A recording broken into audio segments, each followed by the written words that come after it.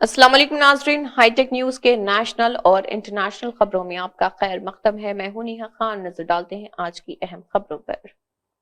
Delhi assembly इंतखाबात में आम आदमी पार्टी के सरबराह अरविंद केजरीवाल को शिकस्त का सामना करना पड़ा। जो नई दिल्ली असेंबली हलके से मुकाबले किए थे उन्हें बीजेपी के उम्मीदवार प्रवेश वर्मा ने हरा दिया, जो इससे पहले 2 बार रुकने पार्लियामेंट रह चुके हैं और पिछले लोकसभा इंतखाबात में हिस्सा लेने से रोके गए थे। केजरीवाल तकरीबन 1200 वोटों से पीछे रहे, जबकि कांग्रेस के उम्मीदवार संदीप दीक्षित तीसरे नंबर पर रहे। इस नतीजे के बाद कांग्रेस और आम आदमी पार्टी के दरमियान इख्तलाफात पर फिर से बहस छिड़ सकती है, क्योंकि दोनों पार्टियां इंडिया अपोजिशन इत्तेहाद का हिस्सा हैं। अगर ये दोनों पार्टियां इत्तेहाद में होती तो शायद नतीजा मुख्तलिफ होता।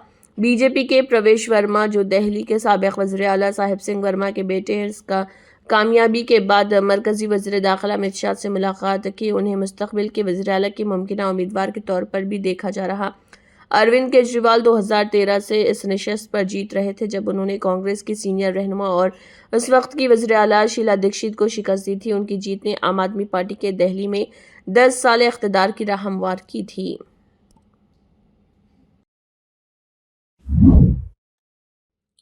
सऊदी अरब ने हज 2025 के लिए अपनी वीज़ा पॉलिसी में बड़ी तब्दीलियां मुतारिफ करवाई हैं, जिनका बराह रास्त असर हिंदुस्तान समेत 14 ममालिक पर पड़ेगा। सऊदी हुकाम ने इन नए क़वायद के तहत इन ममालिक के शहरियों के लिए मल्टीपल एंट्री वीज़ा को गैर मुअय्यना मुद्दत के लिए मुअत्तल कर दिया है। अब इन शहरियों को सिर्फ सिंगल एंट्री वीज़ा हासिल करने की इजाज़त होगी। यह फैसला गैर कानूनी तौर पर हज करने वालों को रोकने के लिए किया गया, क्योंकि मल्टीपल एंट्री वीज़ा रखने वाले अफराद अक्सर बगैर इजाज़त हज में शामिल हो जाते थे, जिसकी वजह से मक्के में शदीद हुजूम का सामना होता था। सऊदी हुकाम के मुताबिक इस इक़दाम का मकसद मक्के में हज के दौरान हुजूम को कंट्रोल करना और हुजाज को बेहतर सहूलियात फराहम करना है। इस तब्दीली का असर उन 14 ममालिक पर पड़ेगा: हिंदुस्तान, पाकिस्तान, बांग्लादेश, इंडोनेशिया, मिस्र, अलजायर, मराकश, एथोपिया, इराक, अर्दन, नाइजीरिया, सूडान, ट्यूनिस और यमन पर पड़ेगा। इन ममालिक के शहरी अब सिर्फ 30 दिन के लिए काबिल अमल सिंगल एंट्री वीज़े के लिए दरख्वास्त दाखिल कर सकेंगे। मल्टीपल एंट्री वीज़े पर पाबंदी आर्जी तौर पर आयद की गई है, ताहम हज, उम्रा, सिफारती और रिहायशी वीज़ों पर यह पाबंदी लागू नहीं होगी। सऊदी हुकाम ने बताया कि मल्टीपल एंट्री वीज़े की वजह से कई अफराद गैर कानूनी तौर पर हज या काम में मसरूफ हो जाते थे, जिसकी वजह से इंतजामात में मुश्किलात पेश आती थी। हर साल लाखों मुसलमान हज के लिए मक्का आते हैं और सऊदी हुकूमत ने हर मुल्क के लिए मखसूस हज कोटा मुकर्रर किया। गुज़िश्ता साल शदीद गर्मी के दौरान 1200 से ज्यादा हुज्जाज जाँ बहक हुए थे, जिनमें बेशतर गैर मजाज शामिल थे। इस सानहा के बाद सऊदी हुकाम ने इस साल हज के दौरान मज़ीद सख्त इक़दाम करने का फैसला किया। हुकाम का कहना है कि मल्टीपल एंट्री वीज़े की मअतली आर्जी है, लेकिन इस पाबंदी की मुद्दत के बारे में कोई वाज़ेह ऐलान नहीं किया गया। दिल्ली में 27 साल बाद बीजेपी की हुकूमत बनने जा रही बीजेपी की बड़ी जीत, दिल्ली के लोगों की शिकस्त। बीजेपी लीडरों और कारकुनों में त्यौहार का माहौल। दिल्ली के लोगों ने अच्छे और मुनासिब मसाइल, तालीम, सेहत, बिजली, पानी, ख्वातीन की हिफाजत, मुनासिब बस सर्विस को मुस्तरद कर दिया। दिल्ली के लोगों ने बताया कि महंगाई, बेरोजगारी, बदउनवानी, अमन व अमान, गरीबी मसाइल नहीं है, उनसे कोई फर्क नहीं पड़ता। दिल्ली में आम आदमी पार्टी को शिकस्त देने का सबसे बड़ा क्रेडिट मरकजी हुकूमत, सीबीआई, ईडी, मीडिया को दिया जाना चाहिए, जो बगैर किसी सबूत के अपनी आला क़यादत को जेल में डालकर आम आदमी पार्टी को बदनाम करने में कामयाब हो गई। दिल्ली में बीजेपी की जीत और आम आदमी पार्टी को शिकस्त देने का कुछ क्रेडिट ईसीआई, कांग्रेस और टीडीपी को भी जाना चाहिए, जिन्होंने इंतखाबी मुहिम के दौरान सिर्फ आम आदमी पार्टी के खिलाफ भरपूर मुहिम चलाई और ईसीआई ने कोई शिकायत नहीं सुनी। अब दिल्ली की सड़कों पर पानी नहीं जमेगा, जमुना में छोड़ेगा साफ पानी। अब से दिवाली के बाद दिल्ली में आलूदगी नहीं होगी, दिल्ली के लोगों को ताज़ा हवा मिलेगी। अब लेफ्टिनेंट गवर्नर को भी ज्यादा मेहनत करने की जरूरत नहीं पड़ेगी और स्वाति मालीवाल सुकून से सोएंगी, और आज के बाद गंदा पानी भी उन्हें गंगा का पानी लगता है। बीजेपी की जीत के बाद अन्ना हजारे भी सुकून से सोएंगे। आम आदमी पार्टी के कौमी कन्वेनर और दिल्ली के साबिक वज़ीर आला अरविंद केजरीवाल ने दिल्ली असेंबली इंतखाबात में अपनी पार्टी की हार कबूल करते हुए आवाम के फैसले का एहतराम किया। उन्होंने बीजेपी की इस जीत पर बीजेपी को मुबारकबाद दी और आवाम के लिए नेक तमन्नाओं का इजहार किया कि बीजेपी अपने किए गए वादे पूरे करेगी। नमस्कार। आज दिल्ली के चुनाव के नतीजे आए हैं और जनता का जो भी निर्णय है, जनता का जो भी फैसला है, उसे हम पूरी विनम्रता के साथ स्वीकार करते हैं। जनता का निर्णय सर माथे पर। मैं भारतीय जनता पार्टी को इस जीत के लिए बहुत बहुत बधाई देता हूं और मैं उम्मीद करता हूं कि जिस उम्मीद के साथ और जिस आशा के साथ लोगों ने उनको बहुमत दिया है, वो उन सभी उम्मीदों और आशाओं पे पूरा उतरेंगे।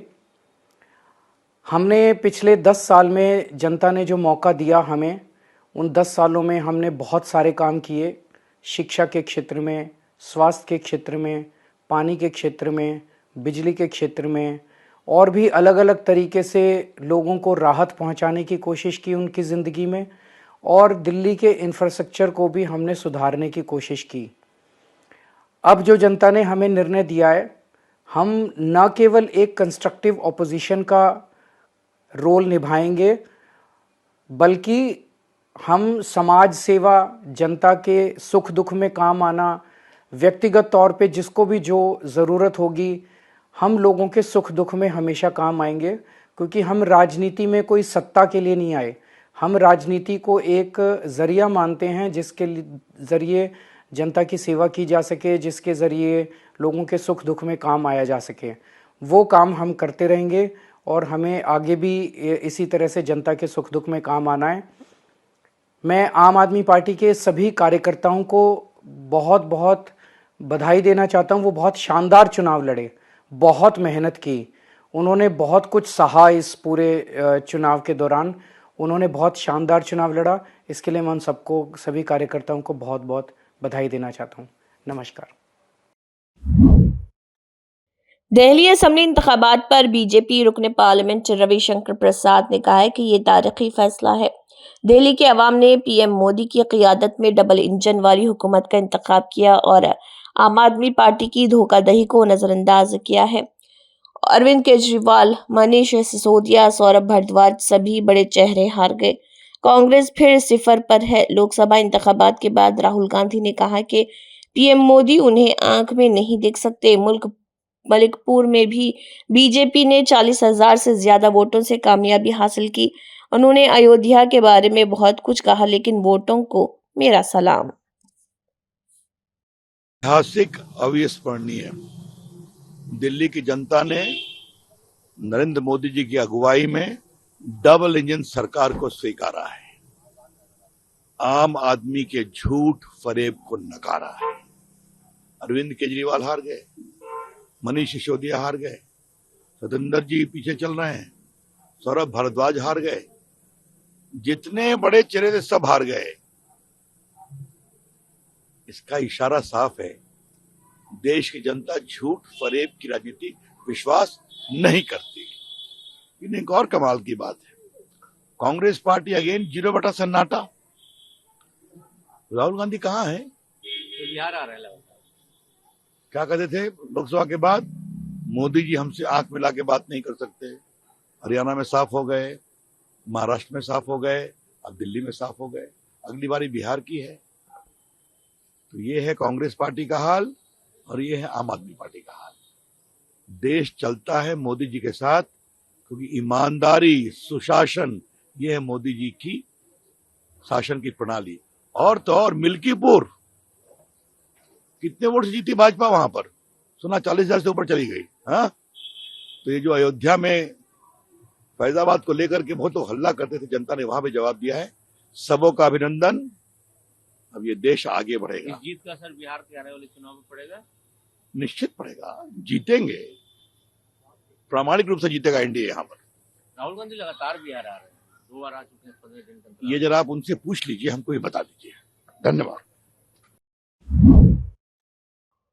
दिल्ली इलेक्शन 2025 के बारे में बीजेपी रहनुमा स्मृति ईरानी ने कहा है कि अरविंद केजरीवाल ने वादा किया था कि वो हिंदुस्तानी सियासत में तब्दीली लाने के लिए सियासत में शामिल होंगे, लेकिन वो शराब घोटाले में मुलजिम बनने में साबित हुए और साथ ही बीजेपी और पीएम मोदी के तरक्याती कामों पर भी एतराज किया था। उन्होंने कहा कि मैं दिल्ली के लोगों को मुबारकबाद पेश करती हूं क्योंकि उन्होंने पीएम मोदी की अच्छी क़ियादत पर एतमाद जाहिर किया और बीजेपी को कामयाबी हासिल करवाई। केजरीवाल ने वादा किया था कि वो भारतीय राजनीति में आमूलचूल सुधार करने आए हैं, लेकिन वो शराब घोटाले में स्वयं अपने आप को लिप्त होकर राष्ट्र के सम्मुख प्रस्तुत कर पाए। उन्होंने नरेंद्र मोदी की गरीब के लिए जो आवास की योजना है उसमें बाधा लाने का बहुत प्रयास किया, लेकिन अपने लिए शीश महल बनाने में उन्होंने कोई कसर छोड़ी नहीं। अरविंद केजरीवाल का ये वादा था कि वो दिल्ली की जनता को एक स्वच्छ और साफ और स्वस्थ जीवन देंगे, लेकिन मोहल्ला क्लिनिक में या तो ताला लगा रहता था और एक तरफ नरेंद्र मोदी जो आयुष्मान भारत का योजना का लाभ देश भर में दे रहे थे, उस लाभ से दिल्ली की जनता को अरविंद केजरीवाल अपनी राजनीति के लिए एक बाधक बन रहे थे। तो आज नरेंद्र मोदी के नेतृत्व में विकास की सभी सुविधाएं, सेवाओं को दिल्ली की जनता स्वीकार कर रही है। ये पहला कदम है जो उन्होंने गुड गवर्नेंस के प्रति उठाया है। मेरा उनके प्रति आभार और अभिनंदन। दिल्ली इलेक्शन 2025 पर सुबुकदोश होने वाले सीएम और आम आदमी पार्टी लीडर आतिशी ने कहा है कि मुझ पर भरोसा करने के लिए मैं कालकाजी के लोगों का शुक्रिया अदा करती हूं। उन्होंने कहा है कि मैं अपनी टीम को मुबारकबाद देती हूं जिसने बाहुबली के खिलाफ काम किया। हम लोगों के मैंडेट को कबूल करते हैं। मैं जीत गई हूं, लेकिन ये जश्न मनाने का नहीं है बल्कि बीजेपी के खिलाफ जंग जारी रखने का वक्त है। देखिए आतिशी का इस ज़िमन में मीडिया के सामने मजीद क्या कहना है।